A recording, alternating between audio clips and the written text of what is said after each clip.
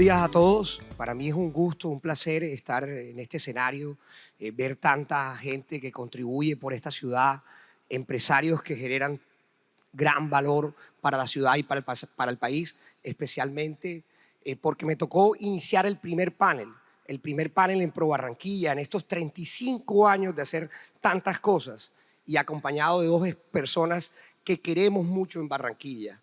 Les agradecemos mucho en Barranquilla, Carolina, Bruce. Yo quiero decirles a ustedes como presidente del Consejo algo que no todos saben.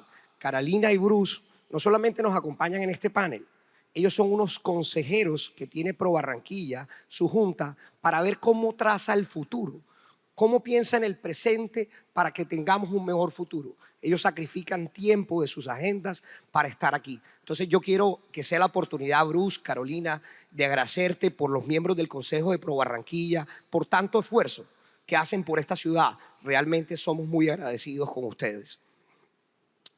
Hoy que nos toca en este panel. En este panel hablábamos con Vicky cuando trazábamos la agenda y comentábamos, definitivamente hay que hablar de la coyuntura política.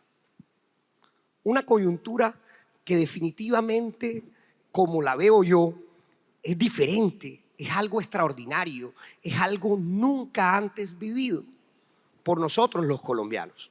Citar ejemplos. Hoy el gobierno se comunica a través de trinos permanentemente. ¿Eso lo habíamos vivido antes? Yo creo que no. Dos, inicia el gobierno, hace una coalición con el Partido Conservador, con el partido de la U. ¿Cuántos meses duró? Hace acuerdos con esos partidos y después esos acuerdos no se respetan en los proyectos de ley. Yo eso nunca lo había visto en mi realidad. Satanizan al sector empresarial. Dicen que somos esclavistas. Yo eso nunca lo había visto. Satanizan el 60% de lo que vende el país. Aquí estamos con empresarios. Ustedes saben lo que sufre cuando se pierde el 1, el 5%. Yo nunca había visto a alguien que sataniza el 60% de lo que vende. Exportaciones de carbón y petróleo. Realmente es una realidad diferente. El manejo de la verdad. Los trinos en relación a los hospitales de Venezuela, no Venezuela. O sea, el manejo de la verdad totalmente diferente. Hicieron trizos un estudio del Banco de la República en relación al empleo, una institución creada con la Constitución del 91. Definitivamente, para mí, en mi opinión, es una realidad diferente, como lo que vivimos Bruce y Carolina con la pandemia. Yo la asimilo a la pandemia, porque en la pandemia nosotros no estamos acostumbrados a eso y infortunadamente actuamos con la costumbre y con la experiencia. Y cuando hay situaciones nuevas, la costumbre y la experiencia realmente no es un buen consejero. Acuérdense que cuando salíamos de la pandemia o íbamos a la pandemia, todo el mundo creía que la semana siguiente iba a trabajar. ¿O cuántas empresas hicieron pilotos una semana, váyanse a la casa porque esa es la nueva realidad? Muy pocas. Eso es lo que estamos enfrentando hoy. Por eso en Pro Barranquilla decidimos que el primer tema tenía que ser hablar de la coyuntura política, ver cómo expertos nacionales nos ayudan a ver, cómo expertos nacionales nos ayudan a entender, cómo debemos actuar en esta nueva realidad luego de estos meses que ha llevado el gobierno. Por eso yo quiero comenzar con Carolina. Carolina, ¿cómo describes tú esa coyuntura política? ¿Cómo la ves? Si es realmente esa visión que yo veo nueva, no lo es. ¿Cuáles son esos tres factores que tú creas que están permeando más la realidad? Bueno, buenos días a todos. Primero quiero agradecer a Vicky, a Charles por esta invitación, felicitar a Pro Barranquilla y es un gusto contar con todos ustedes en el día de hoy. Sobre la coyuntura política, lo que yo creo es que nunca nos habían tenido como en este ritmo tan vertiginoso en el que venimos en las últimas semanas. Estas preguntas las preparó Pro Barranquilla hace un par de semanas y la coyuntura política hoy es otra. El dinamismo que estamos viendo en el tema político, pues eso sí creo que no tiene precedente, pero en general lo que yo creo es que no tenemos que sobrereaccionar. Muchas de las prácticas que estaba mencionando Charles son prácticas que veíamos desde el pasado, ¿sí? Que incluso muchos pensaron que ya no se iban a dar, que iba a haber un cambio en esas prácticas políticas y lo que estamos viendo es que no hay tal, que la política se maneja con unos criterios y con unas prácticas muy difíciles de erradicar. Entonces eso es lo que estamos viendo y estamos muy centrados en ese trino del presidente, en su forma de comunicación, todos reaccionando permanentemente, pero yo creo que nos toca ya empezar a decantarlo y a hacer nuestro mejor esfuerzo para seguir sacando adelante las inversiones, las empresas, las iniciativas, o sea, dar lo mejor. Yo creo que lo que debemos reaccionar es trabajando más, haciendo un esfuerzo, entendiendo también, creo que hay otra cosa positiva, Charles, de esta coyuntura y es que nos hace pensar en temas que dábamos por descontados. ¿Sí? Entonces, ¿por qué la gente quiso este cambio? Porque la gente cuando fue a las urnas escogió dos tipos de cambio. Cuando llegamos a la segunda vuelta teníamos dos candidatos que ofrecían un cambio, que ofrecían unas visiones políticas diferentes, no eran los grupos tradicionales. Entonces, ¿qué es ese cambio que la gente estaba pensando y cómo podemos contribuir de pronto desde nuestros ámbitos de forma serena, de forma razonable, a avanzar? Me pregunta Charles los tres factores que están predominando en esta escena política. Yo diría que lo primero es la incertidumbre.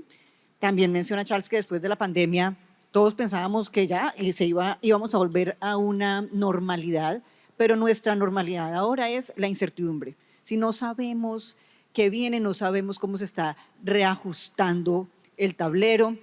En el tema nacional, pues tenemos estas reformas estructurales que probablemente no pasen y ya más adelante hablaremos de ello, pero que es un cambio en el modelo como veníamos acostumbrados a manejar, lo que va a pasar. Entonces hay una incertidumbre imperante que llegó, creo, para quedarse y nos toca ahora adaptarnos a ese nuevo escenario donde permanentemente estamos expuestos a la incertidumbre, y no solamente Colombia, globalmente es lo que estamos viendo, como que hay un nuevo ordenamiento donde la historia, los datos, lo que conocíamos ya nos está manteniendo y nos toca adaptarnos. Entonces, lo primero sería esa incertidumbre. Segundo, es la división y la polarización. Fíjense que parte de lo que nos está llevando a esta reacción es esa división y esa indignación que es justa.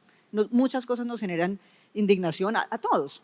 Entonces, no creo que debamos caer en esa trampa de la indignación y del odio y de la división, porque así lo que vamos es a terminar más fragmentados y en una situación que al país no le conviene. Entonces, si nos quieren sembrar división, odio y polarización, pues la reacción va a ser, bueno, no sé, la reacción podría ser, ¿no? Trabajo, no divido, escucho, trato de entender al otro, qué lo motiva, qué le duele, pero yo hago mi mejor tarea y saco adelante mis iniciativas.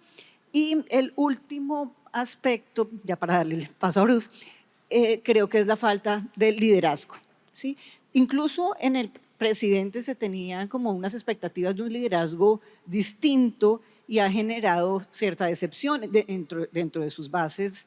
Lo ve uno en las encuestas, en los resultados, cómo va perdiendo esa favorabilidad y ese apoyo, porque la gente esperaba otro tipo de liderazgo, una cabeza que esté al frente de las decisiones del país y no solamente pensando en cómo va a cambiar el modelo, que es una apuesta que tiene el gobierno, sino cómo va a administrar. El presidente tiene un mandato no solamente, como él lo entiende, de unas reformas estructurales, pero también él es el jefe de Estado, él tiene que administrar, él tiene que dedicarse a solucionar el día a día. Y eso no se está viendo, ¿sí? O sea, pensando en que en algún momento le pasen unas reformas, mientras tanto el país necesita una administración, necesita que el Ejecutivo ejecute. Entonces vemos hay una falta de liderazgo y también vemos una falta de liderazgo en la oposición. Entonces, por un lado está un gobierno que no ejecuta y que decepciona, aparentemente, y por otro lado están una oposición que no está organizada, tiene muchos frentes abiertos, que de pronto puede que eso esté bien para el presidente, pero tiene muchos frentes abiertos y no hay como una cabeza sensata que esté llamando como al entendimiento y a la unión en una oposición inteligente y no en una oposición que nos lleve a más división. Gracias, Carolina. Bueno, le tocó a Bruce lo más difícil, contestar después de esa excelente exposición de Carolina. Bueno, Bruce, tú como desde tu perspectiva de líder gremial, ¿cómo ves esa pregunta? ¿Qué nos puedes dar? ¿Qué diagnóstico tienes de esa coyuntura actual, de esos fenómenos que están permeando la realidad actual de los colombianos? Hola Charles, buenos días. Quiero verificar solo que me están oyendo bien. ¿Sí? Sí, sí. ¿Puedes alzar un poco más la voz para escucharte mejor? Ok, voy a acercar Gracias. un poco el micrófono por si acaso eso ayuda. Perfecto. Ahora. Sí, bien, perfecto. Bueno, primero darle un agradecimiento pues a Vicky por la invitación, a ti Charles como presidente del Consejo, a Carolina un saludo especial. Es verdad lo que dice, nosotros agradecemos muchísimo la oportunidad que nos han dado, no solo de estar aquí el día de hoy, sino de poder tener este vínculo cercano con Barranquilla y poder estar pensando conjuntamente realmente en las, digamos, oportunidades estratégicas que tenga la ciudad. Yo la verdad aprecio mucho eso y lo agradezco mucho y lo hago con mucho gusto. Lo siguiente, yo quisiera entrar, digamos, ya un poco más en la pregunta que has hecho, estando de acuerdo con todo lo que dice Carolina. Es verdad que no es tan fácil, pero yo tenía unas ideas un poco diferentes y yo quería resaltar lo siguiente. Yo quería decir que es cierto que efectivamente la situación que estamos viviendo hoy en día es muy peculiar, es compleja también, pero también es cierto que para Colombia, digamos, las situaciones difíciles no son una novedad. Hace poco en la ANDI lanzamos un libro alrededor de los 78 años de la ANDI, 79 ya este año, en donde básicamente lo que se hizo fue un paralelo entre la realidad política de Colombia y un poco la posición que el grupo representado en la ANDI había tenido frente a cada una de las realidades políticas. Y un poco lo que nos encontramos fue con un recuento, pues por lo demás impresionante, pero yo diría que en cierta forma reconfortante, de crisis tras crisis que hemos vivido desde el año 1944 en este país, de las cuales hemos podido salir bien.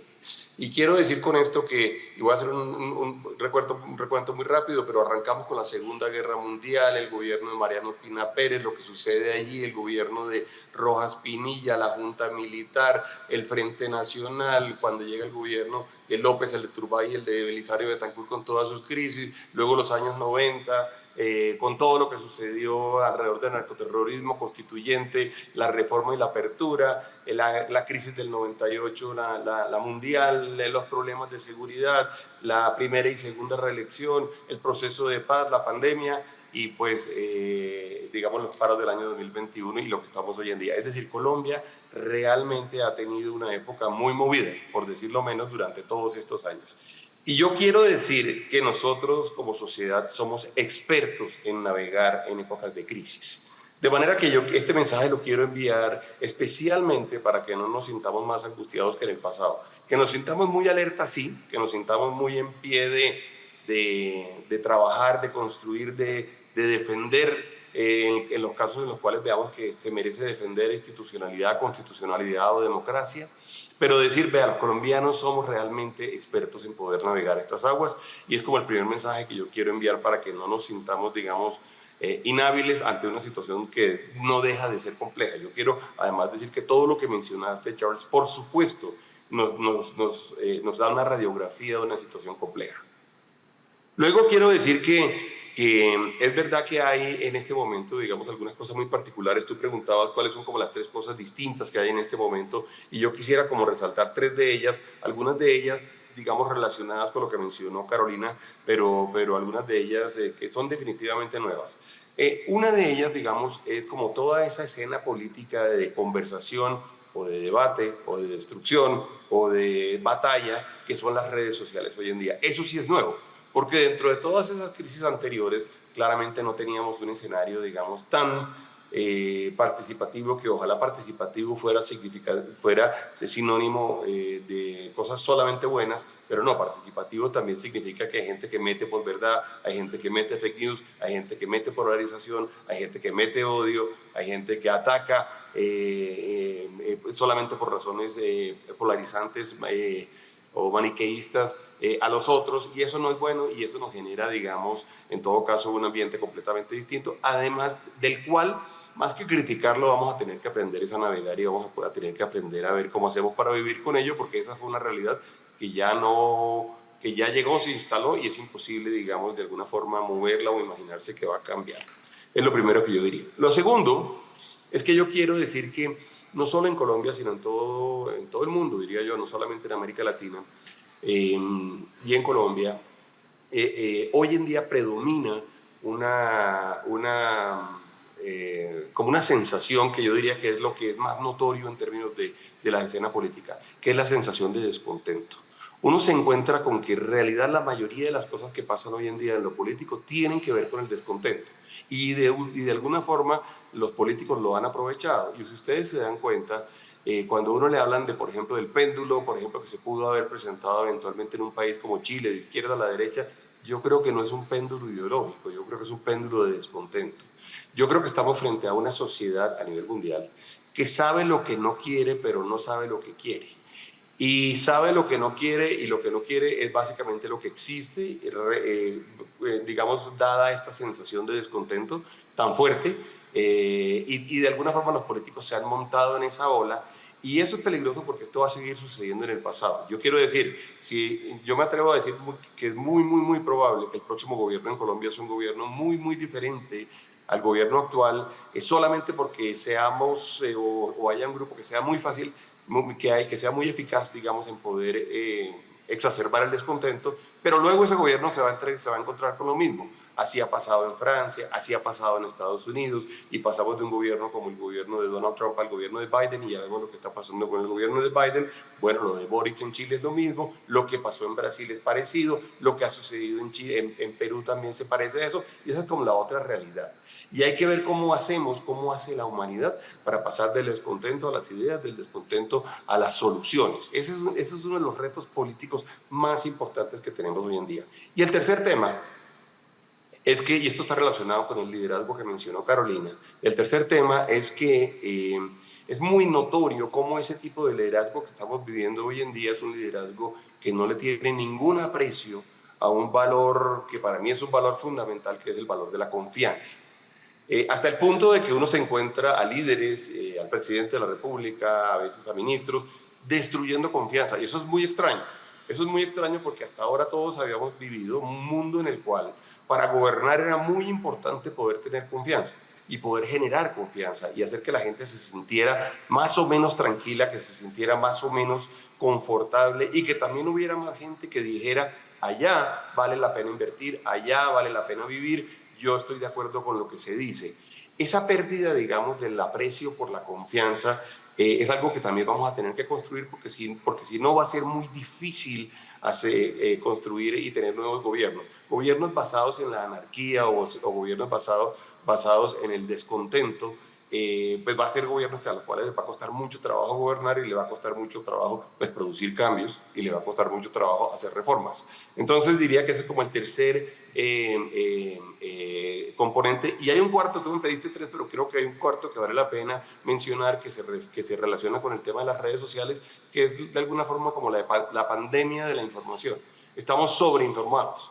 Y de alguna forma estamos sobreinformados inclusive de cosas muy menores, de conversaciones pequeñas, de chismes, de chats, de lo que sucede eventualmente con un mensaje que se envía por WhatsApp de una persona a los otros. Y eso, por supuesto, a veces saber tantas cosas y tantos detalles de las cosas muy individuales también genera, digamos, una sensación de incertidumbre que es muy grande. Y con esto, digamos, terminaría aquí, Charles, en este momento. Bien, gracias. Bueno, muy claro el panorama que describe. Yo coincido contigo, Bruce, que definitivamente los colombianos históricamente hemos vivido situaciones complejas, terrorismo, narcotráfico, y las hemos sorteado de muy buena manera. Y mira dónde hemos estado, y los números nos acompañan comparándonos con Latinoamérica. Pero en esta nueva realidad, y aquí somos en Barranquilla y en Pro Barranquilla, somos equitativos. Aquí comenzamos primero con Carolina, ahora vamos a comenzar con Bruce para llevar el tema en justicia. Entonces, Bruce, en esa nueva realidad, ¿qué consejo le puedes dar a este auditorio, a estas personas, a esta sociedad, a estos empresarios ¿qué podemos hacer para ayudarlos a ustedes como líderes nacionales en este debate, en esta coyuntura? Por ejemplo, por tocar un tema, cuando Vicky me dijo que analizara, que iba a hacerles preguntas, yo no los perfilé, pero sí los investigué. Y coincidencialmente los dos tienen un trino parecido en relación a el debate ideológico y lo técnico, donde los dos recomiendan que se vaya hacia lo técnico y no a lo ideológico. De hecho, Bruce mencionaba, y lo parafraseo, que lo ideológico no nos quite la posibilidad de ver la realidad. Y en el caso de Carolina, yo le decía hace un rato, ella retuiteaba o sacaba una imagen del Tiempo donde le hacía un reconocimiento al presidente Ospina porque en una misión internacional realmente la dejaron actuar sola, no se involucró. Entonces, frente a esa situación, ¿qué recomendaciones Bruce nos da? Y adiciono a esta pregunta, por temas de tiempo, ¿qué ventajas tiene esta situación compleja? ¿Qué ventajas pueden encontrar ustedes para el empresariado? Bruce, iniciamos contigo esta vez. Bien, bien, Charles, gracias. Sí, yo creo que uno debería decir algunas cosas. Y mencionaste algunas que se refieren a las cosas que deberíamos hacer nosotros y otras que las recomendaciones que eventualmente le pudiéramos dar como al mundo de los empresarios, del mundo de los ciudadanos. Yo quiero decir que ante el panorama que de alguna forma describimos los tres, digamos, en la anterior pregunta y las anteriores respuestas, yo creo que va a ser muy importante que la sociedad tenga la capacidad de poder actuar con madurez. Y esto significa que no nos podemos realmente dejar meter de alguna forma en el remolino de la polarización, que es muy fácil, porque uno se puede sentir muy mal, porque uno se puede sentir agredido, porque uno puede sentir que eventualmente le están diciendo cosas que son absurdas en la opinión de uno, y uno puede entrar, digamos, en esa tónica. Por eso, la capacidad que tenga la sociedad de poder mantener los debates en dos, yo diría en dos dimensiones. Primero, en el debate muy técnico, y ahora me voy a referir a ello, y segundo, en el debate democrático. A uno no lo pueden callar. Yo veía justamente ahorita hace un rato un trino de Alejandro Gaviria, en donde decía, las bodegas no nos van a callar y las bodegas no nos van a impedir que nosotros expresemos nuestra opinión. Ese trino lo he sacado muchas veces también igualito, porque de alguna forma uno como que siente todas esas agresiones y estoy 100% de acuerdo. Nosotros tenemos que mantener la capacidad de ser demócratas, de mantener el debate. En algún momento debo confesar que yo sentía a la sociedad colombiana asustada de producir críticas y de pronunciarse. Es más, en algún momento también me sentí muy solo en algunos debates, especialmente en el debate de la tributaria, dando una discusión en donde casi que lo más importante para mí era como el cultivar la cultura del debate democrático para que la democracia realmente funcionara. Primero. Segundo, yo diría, en este orden de ideas hay que hablar. Tenemos que hablar todos y tenemos que poder expresarnos. Ojalá todos nos expresáramos y nos expresáramos bien.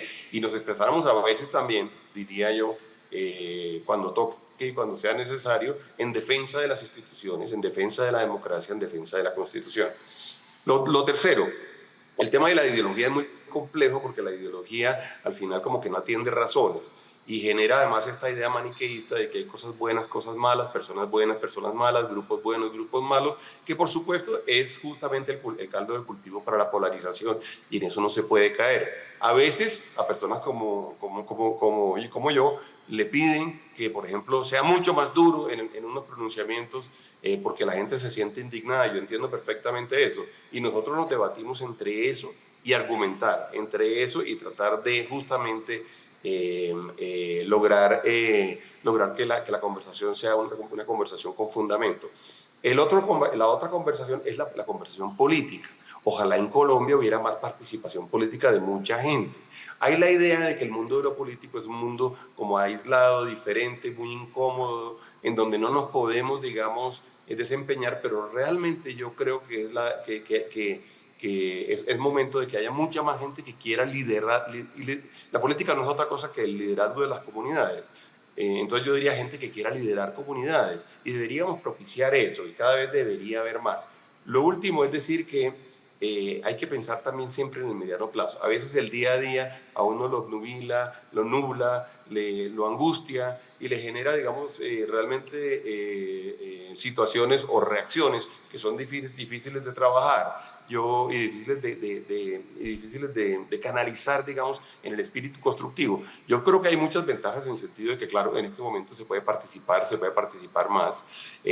También creo que deberíamos trabajar en eso que mencionaba yo ahora, que es la posibilidad de que nosotros sí podamos tener sociedades que no vivan exclusivamente de la crítica y de la oposición y de básicamente destruir lo que hacen en un momento dado quienes están en el poder. Puede ser el poder local, el poder departamental, el poder nacional, sino que tengamos ojalá una sociedad que luego sea capaz de construir conjuntamente. Yo creo que ahí están los grandes retos de Charles, y yo creo que ahí es donde tenemos la oportunidad nosotros de trabajar.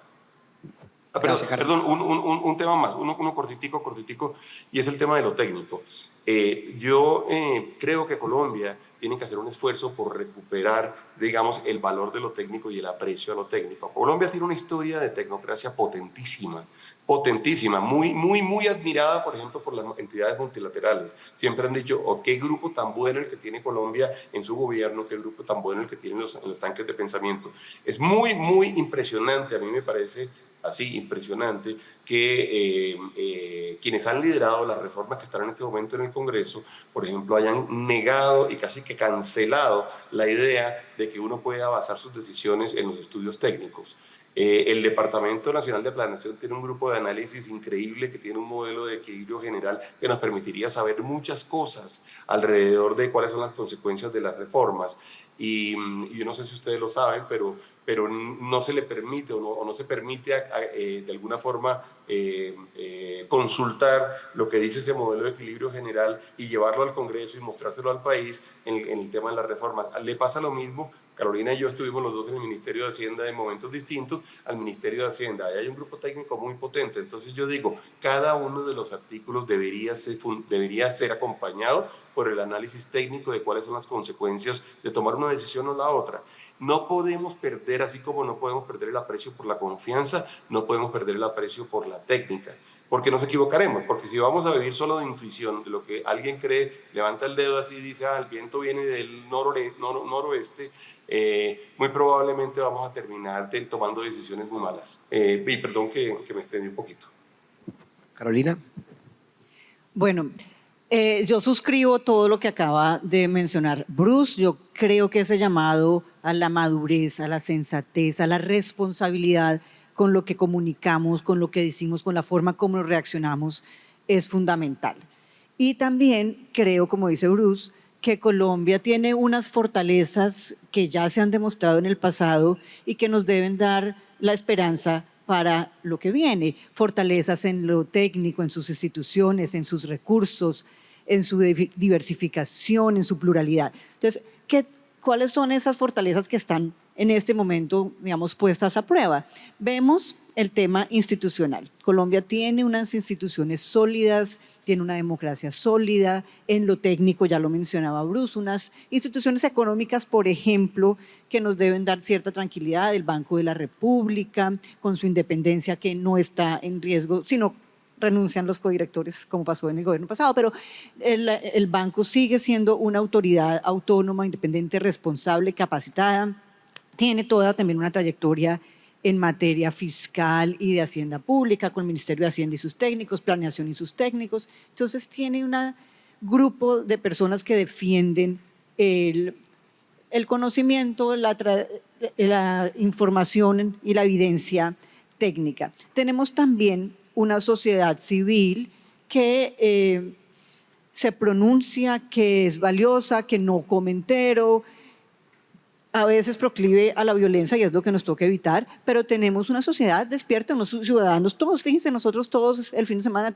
todos preocupadísimos con la coyuntura, entonces es una sociedad activa y tenemos también unos medios de comunicación independientes, responsables, se pueden pronunciar, no tenemos esa mortaja a la libertad de prensa, entonces eso es una pata institucional importante que nos da pues cierta tranquilidad de que tenemos unos contrapesos válidos e importantes. Colombia tiene también, y pues acá ustedes son unos de los principales activos económicos, una cantidad de recursos que le dan ciertas ventajas. Tenemos ahora en toda esta ola de la transición energética, pues lo que es más valioso, que es el agua, la luz solar, el viento. Entonces, es una oportunidad que se tiene que aprovechar, que se tiene que valorar, y pues ojalá el marco institucional se adapte para aprovechar esos recursos. Tenemos la biodiversidad. O sea, todos los días vemos un nuevo indicador en el que Colombia tiene más pájaros, más mariposas, más especies de distinto tipo. Entonces, una riqueza que también es cada vez más valorada a nivel internacional. Digamos que ahí el presidente tiene esa visión de cambio climático y de la responsabilidad ambiental. Bueno, Colombia tiene ahí su activo en la biodiversidad.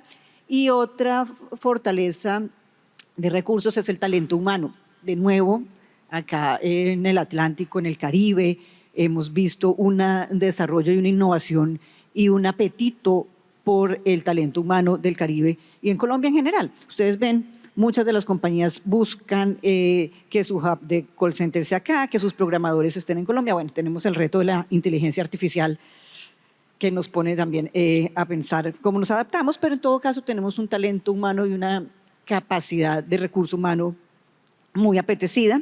Y por último, en las fortalezas también quisiera destacar la diversificación. Miren que Colombia sigue siendo muy diversificada tanto comercialmente como en su relación digamos, geopolítica. Nosotros seguimos exportando sobre todo a Estados Unidos. Estados Unidos es nuestro principal socio comercial, 25% todavía de nuestro comercio de nuestras exportaciones van a Estados Unidos, pero China también viene ganando protagonismo. Colombia, no sé si ustedes vieron, hay un mapita interesante del mundo y su relación comercial entre estas dos fuerzas, digamos, Estados Unidos y China, y casi todos los países de América Latina tienen como principal destino China. Colombia no, todavía.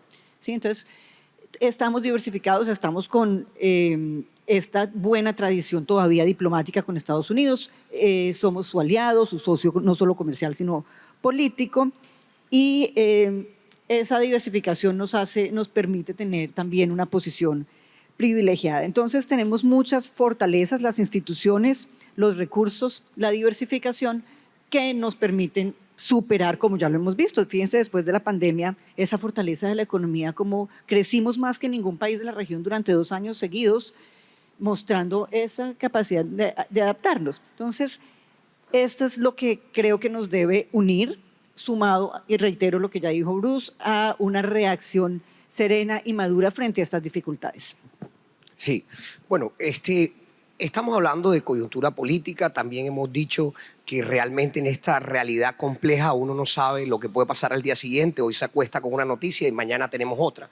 Y yo sé que cuando eso es así, tratar de dar una lectura del futuro es muy difícil. Pero ¿cómo en este panel de coyuntura política yo no preguntarles por el hecho político más interesante o más importante de este año? Las elecciones de octubre.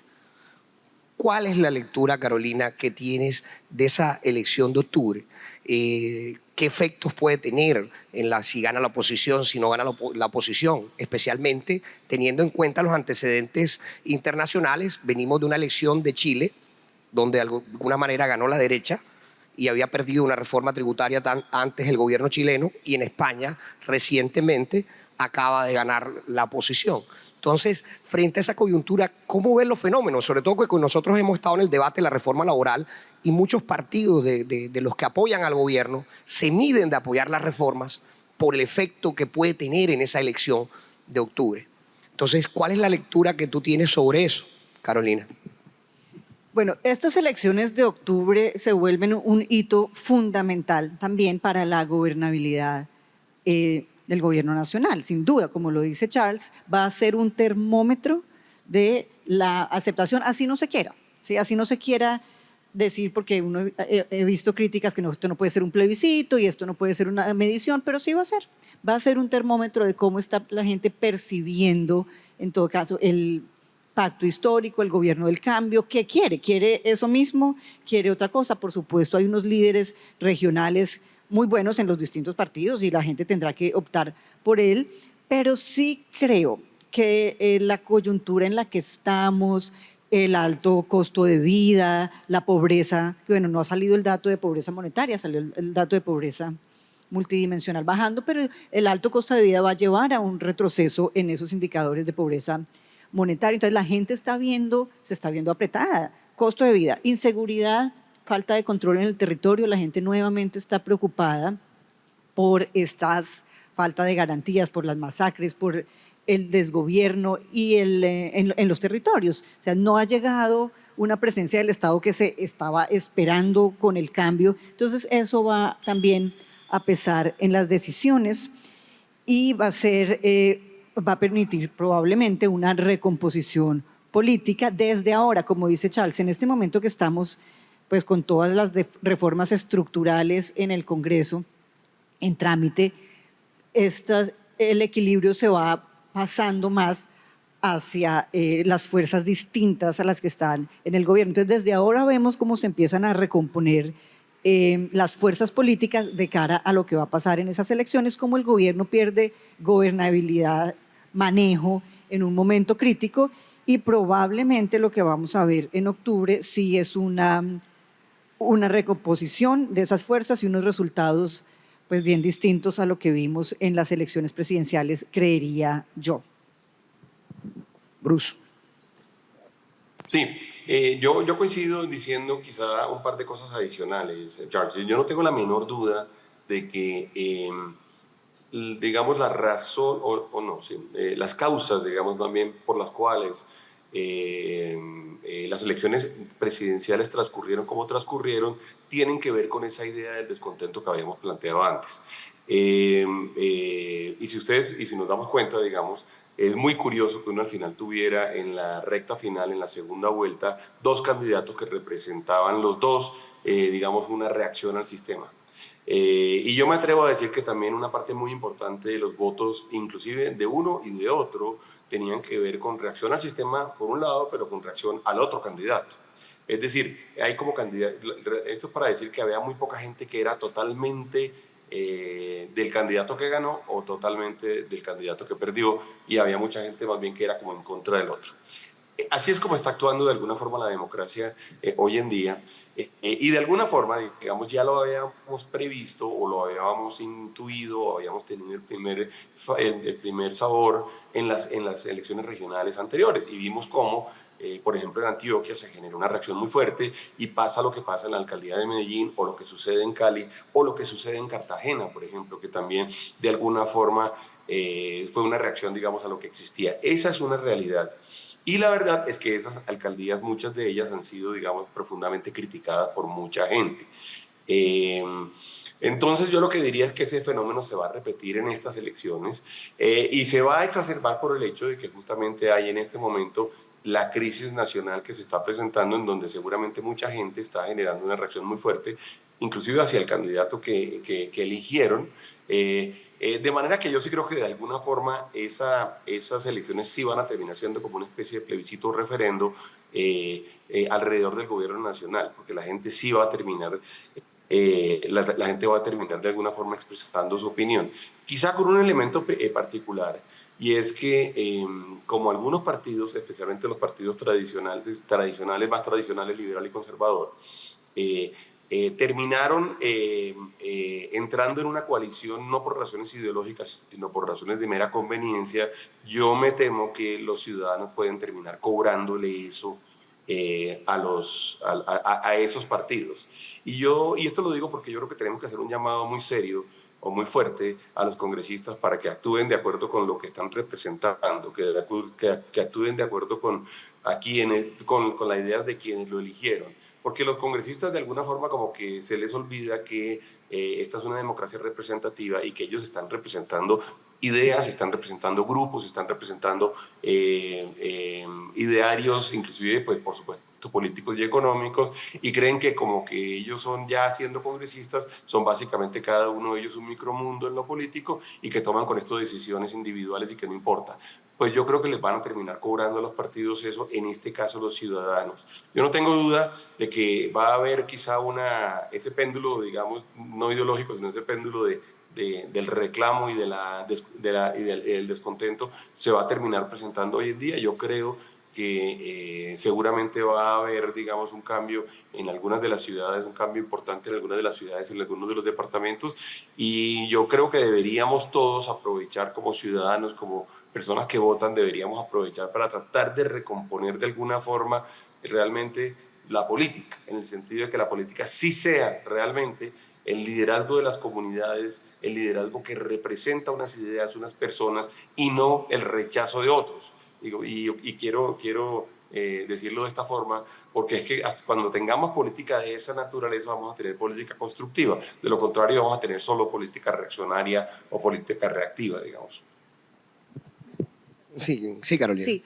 Ahora, hay un punto que de pronto sería interesante que reflexionemos y es, si Bruce dice que de pronto en la segunda vuelta presidencial se votó en contra, pero fíjate que llegamos a estos dos candidatos para segunda vuelta porque representaban ese descontento, recogían ese descontento que tú dices en uno u otro sentido. Entonces, para segunda vuelta sí, puede que las decisiones era el mal menor, pero cuando llegamos allá ya era recogiendo ese descontento. Y hay una diferencia importante que todos sabemos entre las elecciones presidenciales y las elecciones locales. La realidad es que en las elecciones territoriales, pues las estructuras políticas pesan mucho. Sí, a diferencia, digamos, de más el voto del corazón que le sale a la gente en las presidenciales, la realidad es que las elecciones territoriales sí responden a esa organización política y esas estructuras tradicionales, no necesariamente en las grandes ciudades, pero en general eso es lo que está también recogiéndose. Entonces es muy importante el liderazgo, nuevamente, como dice Bruce, de los políticos, de los partidos, de cómo va a hacerse esa organización teniendo en cuenta esa realidad. Mientras cambiamos, así es como opera. Sí, para mí es claro, de pronto la conclusión de este primer espacio es, definitivamente de esta salimos. Dos, total optimismo, hay que ser más activos, como lo decía Bruce, y un mayor liderazgo en estas elecciones y en lo que nos toque este año y lo que queda de este gobierno. Pero pasamos a un segundo bloque de preguntas que nos conectan. Sí, Bruce. Bueno, quería hacer un comentario, porque estoy de acuerdo con lo que Carolina dijo alrededor de las estructuras locales, pero quisiera decir que esto está cambiando. Es que el caso de Medellín fue un caso muy notorio. En el caso de Medellín se construyó una campaña, y perdón, si hay coterráneos míos allá de Cartagena, pero bueno, de Barranquilla estamos cerquitica, si hay coterráneos, en Cartagena fue exactamente lo mismo, no fueron las estructuras. Yo creo que parte de lo que se presentó, del fenómeno que se presentó en las presidenciales, se había presentado en algunas ciudades y en algunos territorios. Que era el fenómeno del descontento. Ustedes vieron, por ejemplo, el caso de la campaña del alcalde Davo en Cartagena, que lo vieron, que fue con un rapidógrafo en no sé dónde y escribiendo ahí con el Sharpie en el tablero y básicamente hablando en contra de la corrupción, sin ningún programa. Y bueno, y eso pues lo vivimos y ahí estamos donde estamos. Sí, definitivamente esta coyuntura va a tener un efecto contundente en estas elecciones. Pasamos a un segundo bloque que nos conecta con lo que viene de la agenda del día, de lo que trazó Vicky y el Consejo Directivo. Nos quedan dos preguntas. Por temas de tiempo voy a hacer esta a Carolina y la última cerramos con Bruce.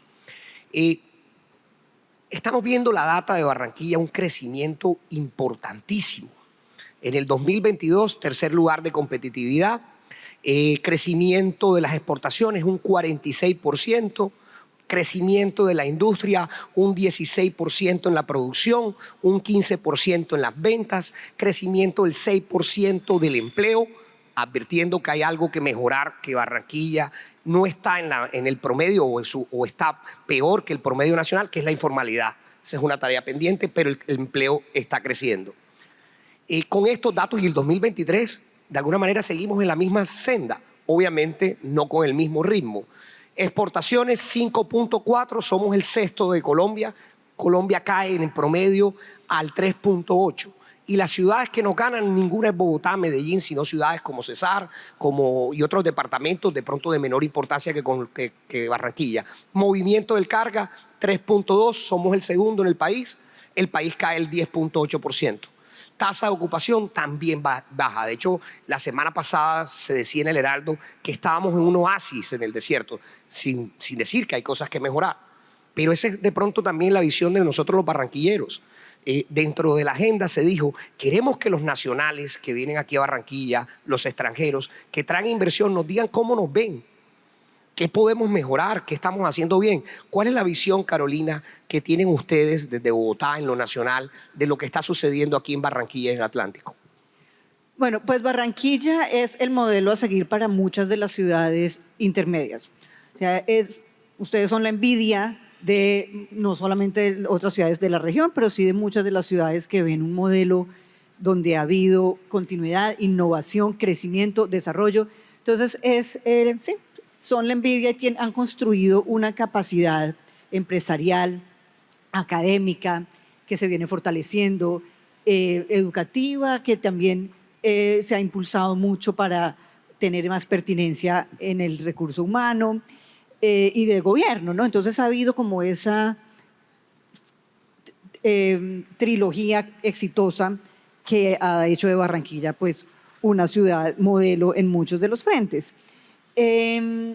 Con oportunidades de seguir creciendo, de seguir consolidándose, ya lo decía Vicky en su introducción esta mañana, con la recomposición de las cadenas de comercio internacional, lo que se llama el nearshoring, la ubicación estratégica que tiene Barranquilla, su puerto, su manejo administrativo, son activos muy importantes para continuar con ese desarrollo. ¿Qué más podrían hacer, como me pregunta Charles?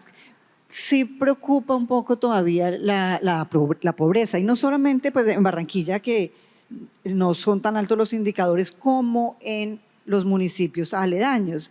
¿Sí? Entonces Barranquilla tiene esa capacidad también de poder llegarle a tanta gente que está no solo en la informalidad, pero en unas tasas de pobreza extrema que contrastan con este desarrollo y ese crecimiento y van dando lugar al descontento y a la frustración de buena parte de la población. Llamaba la atención, por ejemplo, en las elecciones nacionales, ver ese respaldo, digamos, al movimiento del cambio. ¿Sí? Acá en el Atlántico uno decía, ¿por qué?